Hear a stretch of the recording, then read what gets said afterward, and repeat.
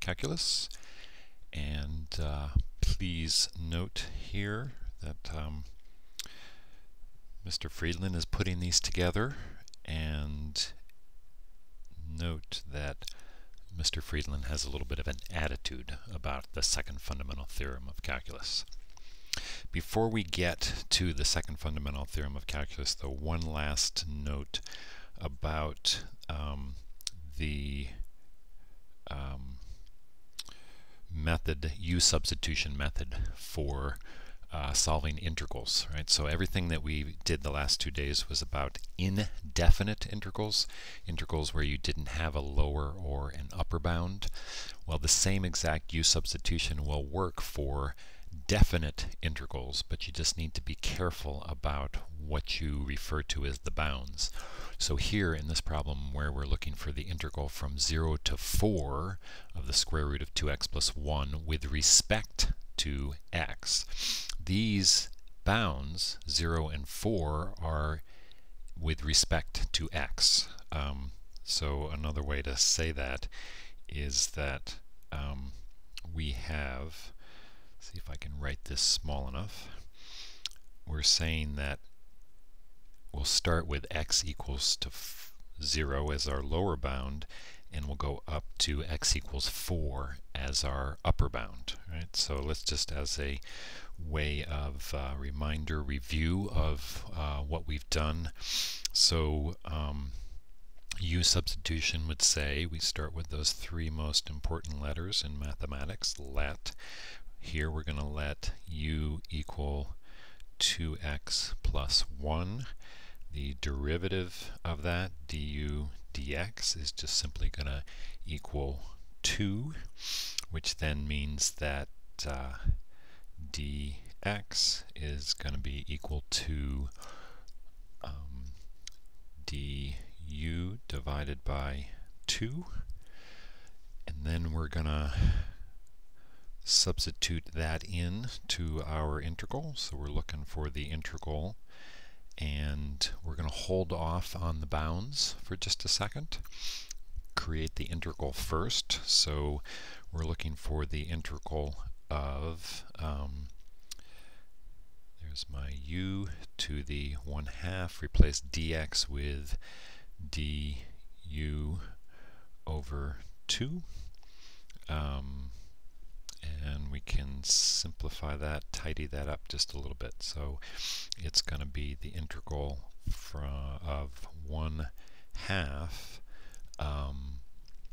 square root of u du.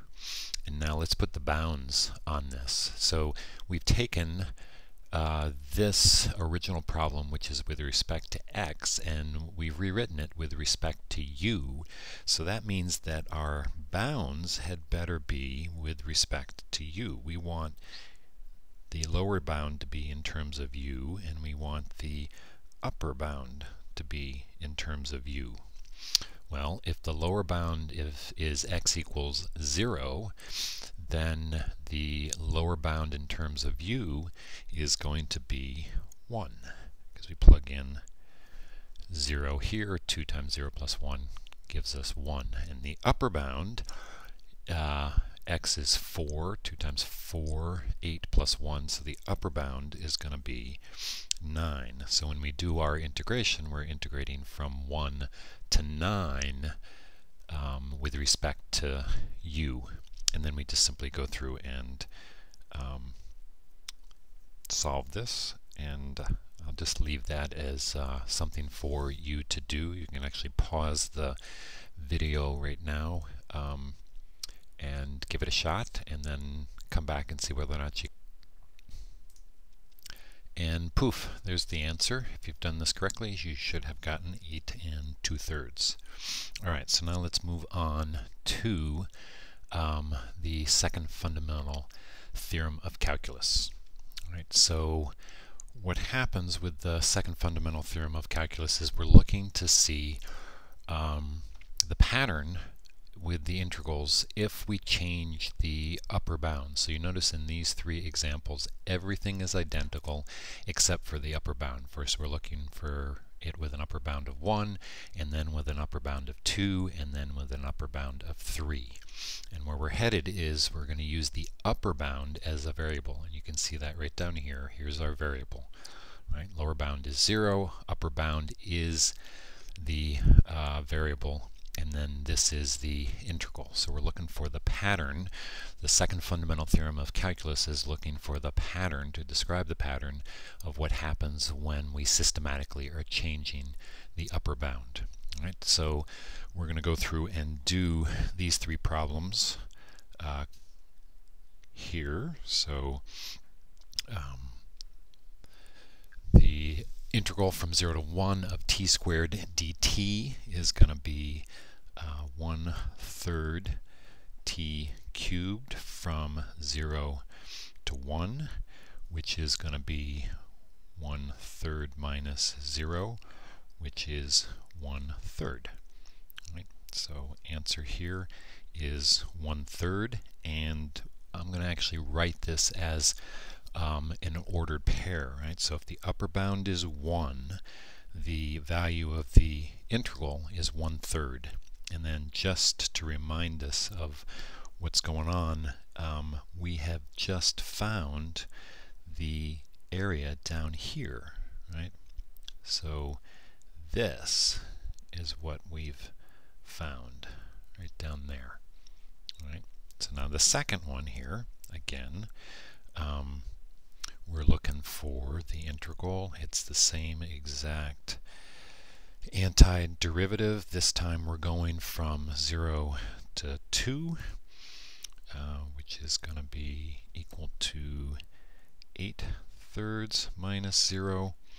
So here the value of that integral is 8/3, and again I'm going to write this as a ordered pair. So the input, if the upper bound is 2, then the value of the integral is 8/3. And now what I'm looking at is this total area, right? So we're kind of asking ourselves, what's the pattern of the changing area as we slide this integral out, right? So we're taking this integral and we're sort of pulling it out this direction and noticing how it increases, right? So that's the pattern we're trying to describe. Input is the upper bound, the output is the value of the integral. Right? So third one here, again 1/3 t cubed from 0 to 3, which is 27/3 minus 0.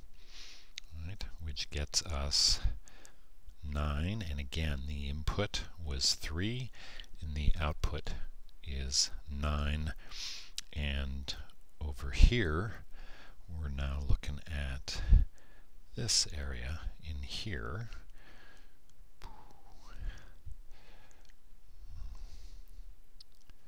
Right, so this is the total area. All right.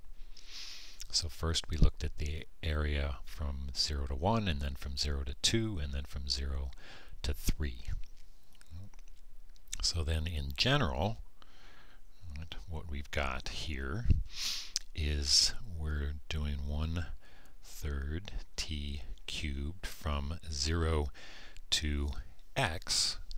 We can solve this, right? Plug in the upper bound, so we're going to get 1/3 x cubed minus 1/3 0 cubed, right, which is going to be equal to, actually we'll just put the answer over here, slide that over a little bit for you, we'll slide up a tad perhaps. Is it sliding up? There we go. So here the value of this is going to be 1/3 x cubed.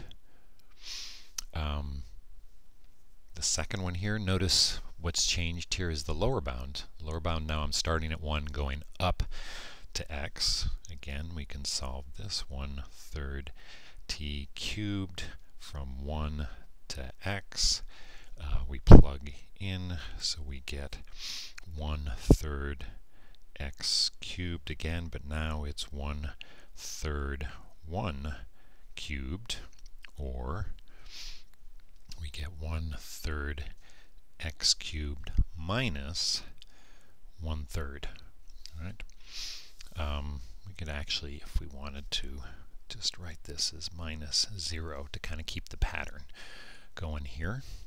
Third one, 1/3 t cubed from -3 out to x, which is going to give us 1/3 x cubed minus 1/3 times minus 3 cubed, which is going to be, again, the 1/3 x cubed, and then minus 3 cubed is going to be -27. -27 divided by 3 is 9.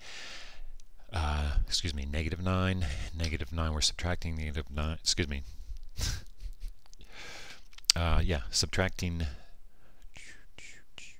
Subtracting -9, so that ends up giving us a plus 9 here. So this is 1/3 x cubed plus 9.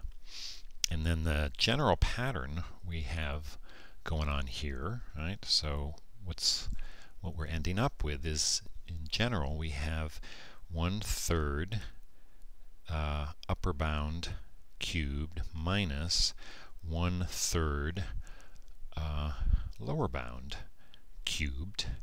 And then this here, a is some number, right? So what you need to notice here is that to use the vocabulary, right? So this here is a variable, and this here is a constant. So in the second fundamental theorem of calculus, we're going to allow the upper bound to change, and we're going to pick some lower bound. Now the lower bound can be anything we want it to be. It could be 0, it could be 1, it could be -3, it could be a. So that means that this here, right, so if this is a